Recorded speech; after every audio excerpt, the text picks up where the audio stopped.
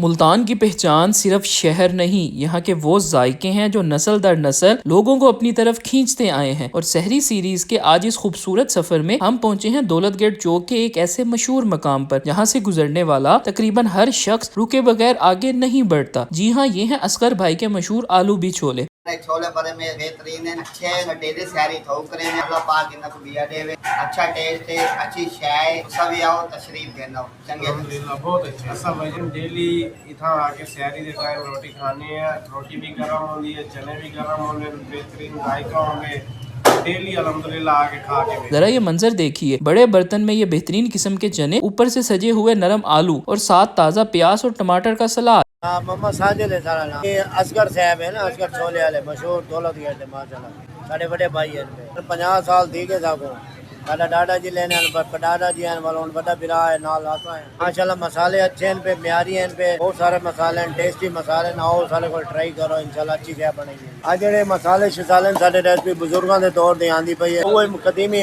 मसाले पेंदे पे और इंशाल्लाह बेहतरीन अच्छी चाय। पहले बाबा दादे वाला टेस्ट है, ये टेस्ट है, ये होनी है टेस्ट। दौलत गेट मुल्तान में ट्राई करो, इंशाल्लाह आपको मजा आसी। यहाँ पर इन बेहतरीन किस्म के चनों के साथ ताज़ा डोली रोटी भी तैयार की जाती है। आटे के पेड़े से लेकर गरम तेल में सुनहरी होने तक हर मरहला सहरी की भूख को और तेज कर देता है। अगर आप एक बेहतरीन किस्म की ताज़ा डोली रोटी भी ढूंढ रहे हैं तो ये जगह आप ही के लिए है। इन बेहतरीन किस्म के चनों को चावल, बॉयल चावल के ऊपर आलू फिर चने डालकर ऐसी खटाई डाली जाती है जो इसको चार चांद लगा देती है। फिर उसके ऊपर सलाद और हल्का सा मसाला।